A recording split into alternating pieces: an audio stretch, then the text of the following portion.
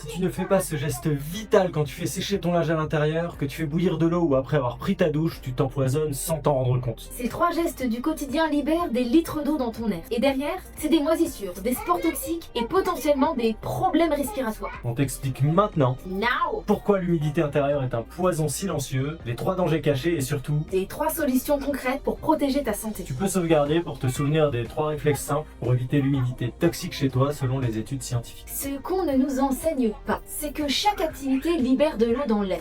Une machine de linge qui sèche, 2 litres d'eau évaporée en 6 à 12 heures. tu fais bouillir de l'eau pour C'est 1 litre de vapeur en 30 minutes. une douche chaude. C'est un demi-litre de vapeur. Et résultat, ton taux d'humidité passe de 30-40% à plus de 70%. Et l'humidité optimale pour la santé, c'est entre 40 et 60% maximum. Au-dessus, tu rentres dans la zone de danger. Développement accéléré de moisissures, acariens, champignons toxiques. Et c'est là que ça attaque tes poumons.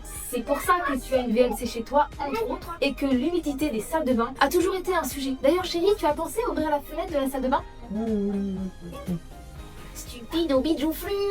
Voici les 3 dangers documentés. 1. Les moisissures toxiques. Avec une humidité au-dessus de 70%, leur croissance accélère de 3 fois. Les spores de moisissure sont libérés dans l'air. Tu les inhales pendant des heures. Et elles déclenchent ou aggravent l'asthme, les bronchites chroniques et les allergies respiratoires sévères. Un lien direct entre humidité excessive et asthme chez les enfants a d'ailleurs été prouvé. Numéro 2, les acariens. Leur environnement préféré, c'est entre 60 à 80% d'humidité. Ils prolifèrent dans ton matelas, tes textiles, tes tapis. Leurs déjections sont des allergènes. Ça cause rhinite allergique, eczéma, crise d'asthme nocturne.